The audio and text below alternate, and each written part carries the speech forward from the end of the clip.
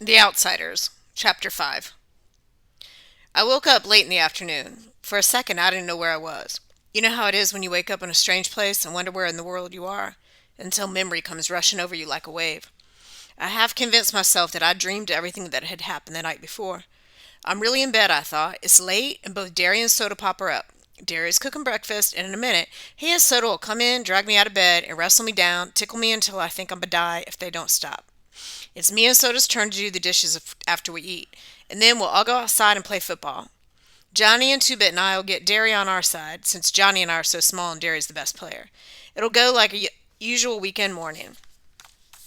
I tried telling myself that while I lay on the cold rock floor, wrapped up in Dally's jacket and listening to the wind rushing through the trees' dry leaves outside. Finally, I quit pretending and pushed myself up. I was stiff and sore from sleeping on that hard floor, but I'd never slept so soundly. I was still groggy. I pushed off Johnny's jean jacket, which had somehow got thrown across me, blinked and scratched my head. It was awful quiet, with just the sound of the rushing wind in the trees. Suddenly, I realized Johnny wasn't there. "Johnny!" I called loudly, and the old wooden church echoed me. "Annie, Annie." I looked around wildly, almost panic-stricken. Then caught sight of some crooked lettering written on the dust in the floor. "Went to get supplies. Be back soon. J.C." I sighed and I went to the pump to get a drink. The water from it was like liquid ice and it tasted funny, but it was water. I splashed some on my face and that woke me up pretty quick. I wiped my face off on Johnny's jacket and sat down on the back steps. The hill the church was on dropped off suddenly about 20 feet from the back.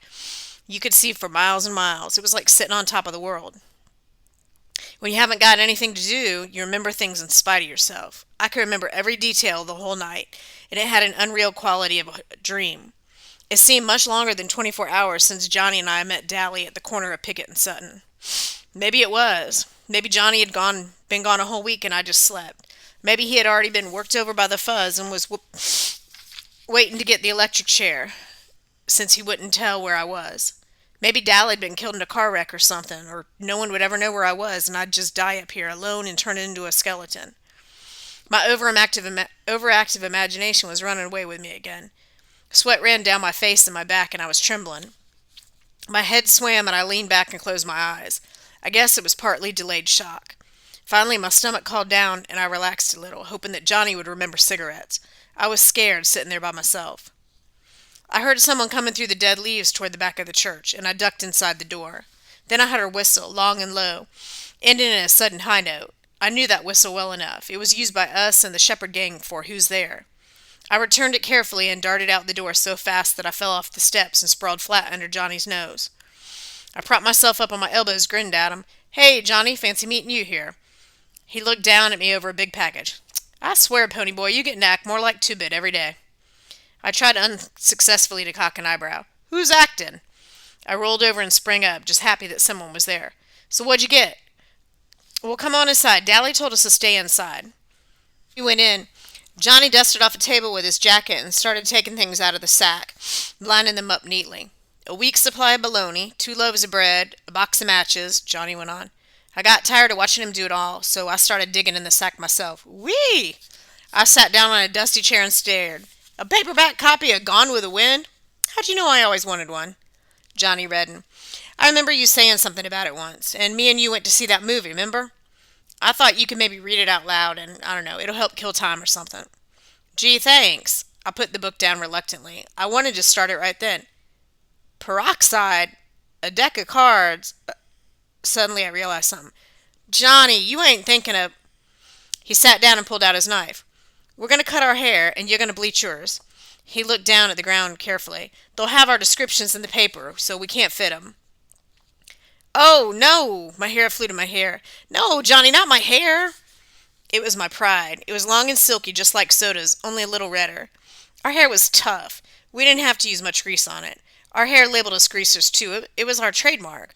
The one thing we were proud of. Maybe we couldn't have Corvairs or Madras shirts, but we could have hair. "Well, we'd have to anyway if we got caught. You know the first thing a judge does is make you get a haircut." "I don't see why," I said sourly. "Dally could just as easily mug somebody with short hair." "I don't know either. It's just a way of trying to break us. They can't really do anything to guys like Curly Shepard or Tim. They've had about everything done to them." And they can't take anything away from them because they don't have anything in the first place, so they cut their hair. I looked at Johnny imploringly. Johnny sighed. I'm going to cut mine too and wash the grease out, but I can't bleach it. I'm too dark skinned to look okay blonde. Oh, come on, pony boy, he pleaded. It'll grow back. Okay, I said wide eyed. Get it over with. Johnny flipped out the razor edge of his switch and took a hold of my hair and started sawing on it. I shuddered. Ugh, nothing too short. Johnny, please. And finally, it was over with. My hair looked funny, scattered all over the floor in tufts. It's lighter than I thought it was, I said, examining it. Can I see what I look like now? No, Johnny said slowly, staring at me. We gotta bleach it first. After I'd sat in the sun for 15 minutes to dry the bleach, Johnny let me look at the old cracked mirror we found in a closet. I did a double take. My hair was even lighter than soda pops. I'd never combed it to the side like that. It just didn't look like me. It made me look younger and scareder too. Boy howdy, I thought, this really makes me look tough. I looked like a blasted pansy. I was miserable. Johnny handed me the knife. He looked scared too. Cut the front and then thin out the rest. I'll comb it back after I wash it. Johnny, I said tiredly, you can't wash your hair in the freezing water in this weather. You'll get a cold. He only shrugged. Go ahead, cut it. I did the best I could. He went ahead and washed it anyway, using the bar of soap he'd bought. I was glad I had to run away with him instead of Two-Bit or Steve or Dally. That would be one thing they never think of, soap. I gave him Dally's jacket to wrap it up in, and he sat shivering in the sunlight on the back steps, leaning against the door, combing his hair back. It's the first time I could see that he had eyebrows. He didn't look like Johnny. His forehead was whiter where his bangs had been.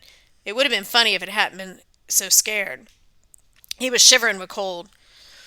Well, I guess, he said weakly, guess we're disguised. I leaned back next to him suddenly and said, I guess so. Oh, shoot, Johnny said with fake cheerfulness. It's just hair. Shoot, nothing, I snapped. It took me a long time to get my hair that way I wanted it. And besides, this just ain't us. It's like being in a Halloween costume we can't get out of. Well, we gotta get used to it, Johnny said with finality. We're in big trouble and it's our looks or us. I started eating a candy bar. Ugh, I'm still tired, I said. To my surprise, the ground blurred and I felt tears running down my cheeks. I brushed them off hurriedly. Johnny looked as miserable as I felt. I'm sorry I cut your hair off, pony boy. Ugh, it ain't that, I said between bites of chocolate. I mean, not all that. I'm just a little spooky. I really don't know what's the matter. I'm just mixed up. I know, Johnny said through chattering teeth as we went inside. Things have been happening so fast. I put my arm across his shoulder to warm up.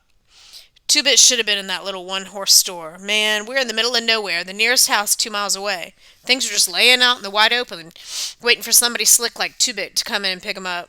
He could have walked out with half the store. He leaned back beside me, and I could feel him trembling. Good old Two-Bit, he said, his quavering voice. He must have been as homesick as I was. Remember how he was wisecracking last night? I said. Last night. Just last night we were walking Cherry and Marcia over to Two-Bit's. Just last night we were laying in the lot, looking up at the stars and dreaming. Stop it, Johnny gasped between clenched teeth. Shut up about last night. I killed a kid last night. He couldn't have been over 17 or 18, and I killed him. How'd you like to live with that? He was crying. I held him like Soda had held him that day we found him lying in the lot. I didn't mean to, he finally blurted out, but I mean, they were drowning you, and I was so scared. He was quiet for a minute. There sure is a lot of blood in people. He got up suddenly and began pacing back and forth, slapping his pockets.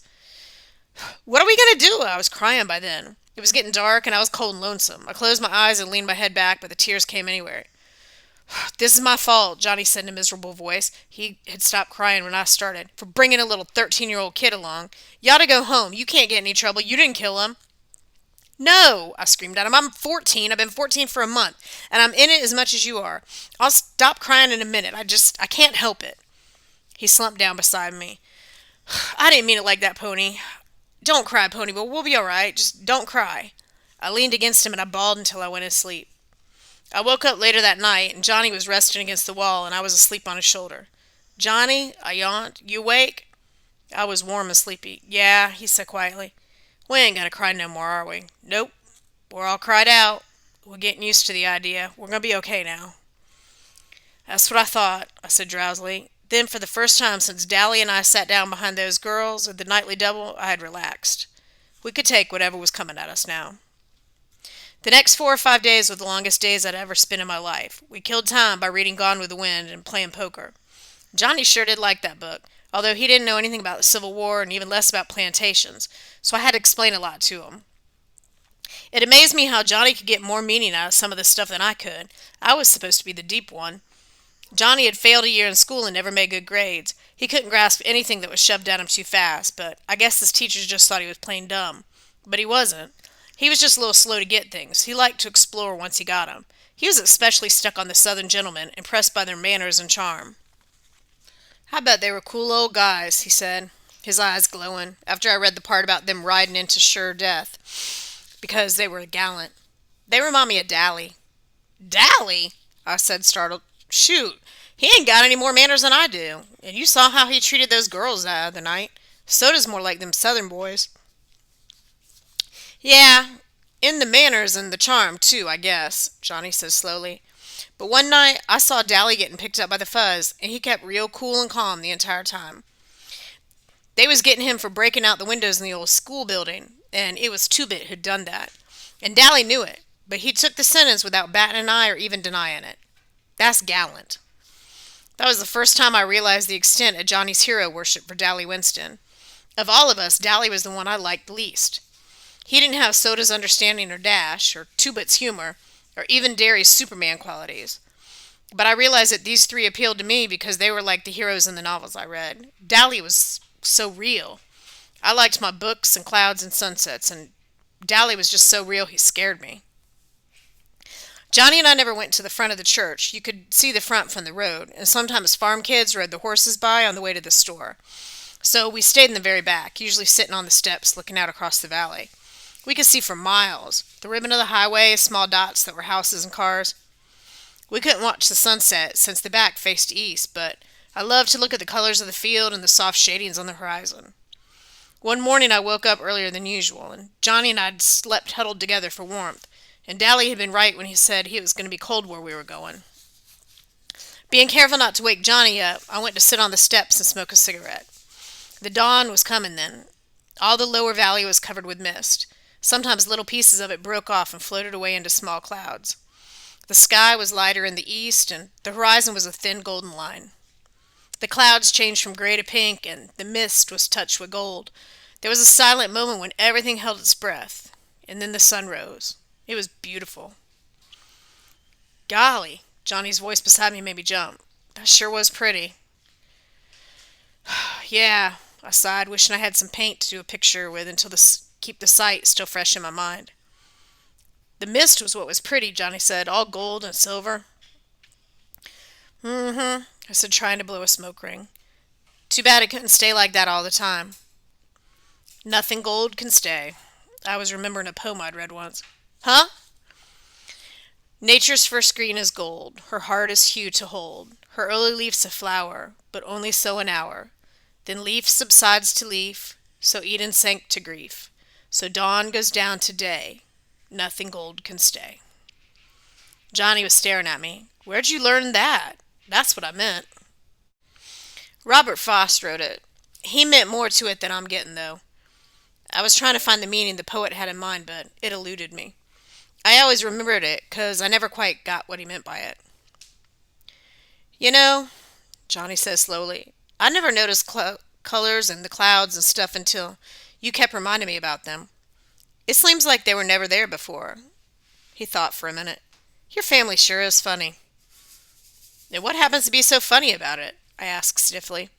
Johnny looked at me quickly. Oh, I didn't mean nothing. I meant, well, Soda kind of looks like your mother did, but he acts just like your father. And Derry is a spitting image of your father, but he ain't wild and laughing at all the time like he was. He acts like your mother. And you don't act like either one.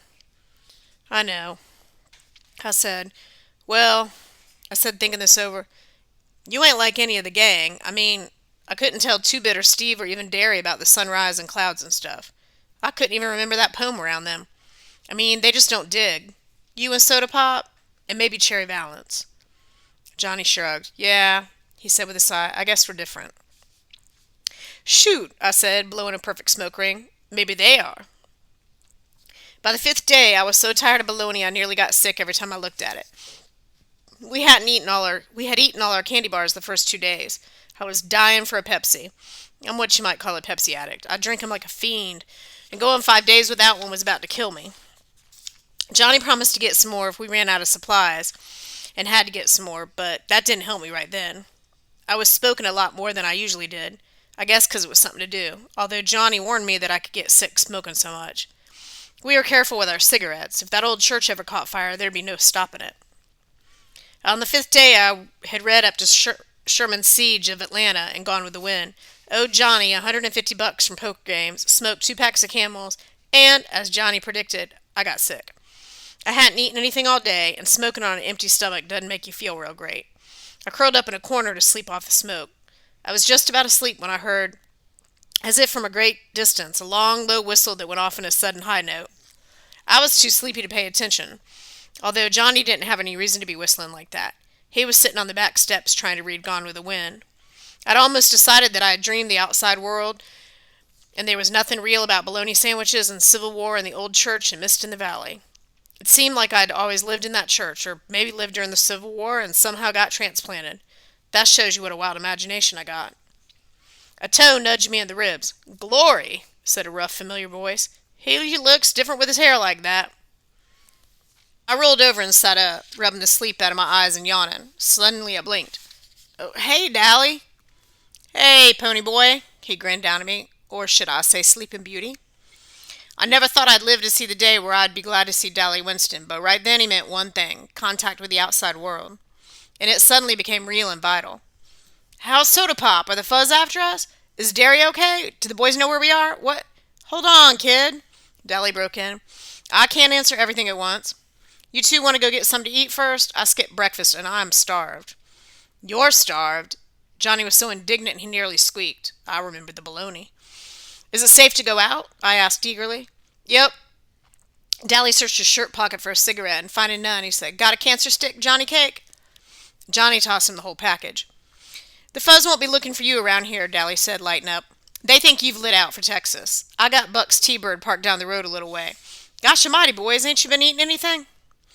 Johnny looked startled. "Yeah, whatever gave you the idea we ain't?"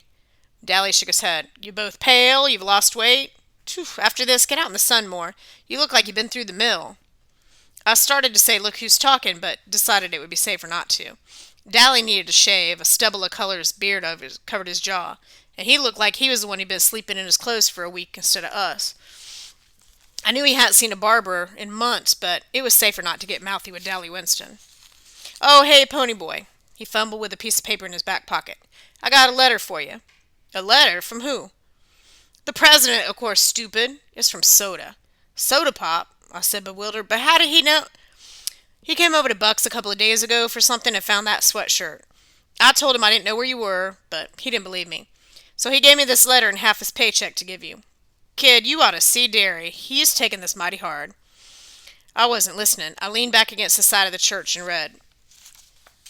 "Pony boy, well, I guess you got into some trouble, huh? Derry and me nearly went nuts when you ran out like that. Derry is awfully sorry he hit you. You know he didn't mean it. And then you and Johnny turned up missing, what with that dead kid in the park, and Dally getting hauled down to the station. Well, it scared us something awful. The police came by to question us. We told them as much as we could. I can't believe little old Johnny could kill someone. I know Dally knows where you are, but you know him. He keeps his trap shut and won't tell me nothing. Derry hasn't got the slightest notion where you're at, and it's nearly killing him. I wish you'd come back and turn yourselves in, but I guess you can't since Johnny might get hurt. You sure are famous. You got a paragraph in the newspaper even. Take care and say hi to Johnny for us. Soda Pop Curtis." Well, he could improve his spelling, I thought after reading it through 3 or 4 times. "How come you got hauled in?" I asked Dally. "Shoot, kid," he grinned wolfishly. "Them boys at the station know me by now. I get hauled in for everything that happens in our turf. While I was there, I kind of let it slip that y'all were heading for Texas, so that's where they're looking." He took a drag on a cigarette and cussed it good-naturedly for not being a cool. Johnny listened in admiration. "You sure can cuss good, Dally." "Sure can." Dally agreed wholeheartedly, proud of his vocabulary. "But don't you kids get to picking up my bad habits." He gave a good hard rub on the head. "Kid, I swear it don't look like you with all your hair cut off. It used to look tough. You and Soda had the coolest looking hair in town." I know, I said sourly. I look lousy, but don't rub it in. Y'all want to go get something to eat or not? Johnny and I leaped up. You better believe it. Gee, Johnny said wistfully, it should be good to get in a car again. Well, Dally drawled, I'll give y'all a ride for your money. Dally always did like to drive fast, if he didn't care whether or not he was going or not. We came down the red dirt road off of J Mountain doing 85. I like fast driving, and Johnny was crazy about drag races, but we both got a little green around the gills when Dally took a corner on two wheels with the brakes screaming. Maybe it was 'cause we hadn't been in a car for so long. We stopped at a Dairy Queen. The first thing I got was a Pepsi. Johnny and I gorged on barbecue sandwiches and banana splits. Glory, Dallas said, amazed, watching us gulp all the stuff down. You don't need to make like every mouthful's your last. I got plenty of money. Take it easy. I don't want you getting sick on me. Whew, and I thought I was hungry. Johnny merely ate faster. I didn't slow down until I got a headache. Oh, I didn't tell y'all something, Dally said, finishing his third hamburger. The Socias and us having an all-out warfare all over the city. That kid you killed had plenty of friends, and all over town it's Soch against Grease. We can't walk alone. I started carrying a heater. Dally, I said, frightened. You kill people with heaters. Y'all kill him with switchblades too, don't you, kid? Dally said in a hard voice, and Johnny gulped. Don't worry, Dally went on. It ain't loaded. I ain't aiming to get picked up for murder. But it sure does help a bluff. Tim Shepard's gang and our outfit are having it out with the Socias tomorrow night at the vacant lot. We got hold of the president at one of their social clubs and had a war council. Yeah, Dally sighed, and I knew he was remembering New York. Just like the good old days. If they win, things go on as usual. If we do, they stay out of our territory but good. Two-Bit got jumped a few days ago. Derry and me came along in time, but he wasn't having too much trouble. Two-Bit's a good fighter. Oh, hey, did I tell you we got us a spy? A spy? Johnny looked up from his banana split. Who? That good-looking broad I tried to pick up that night you killed the Soch. The redhead. Cherry, what's her name?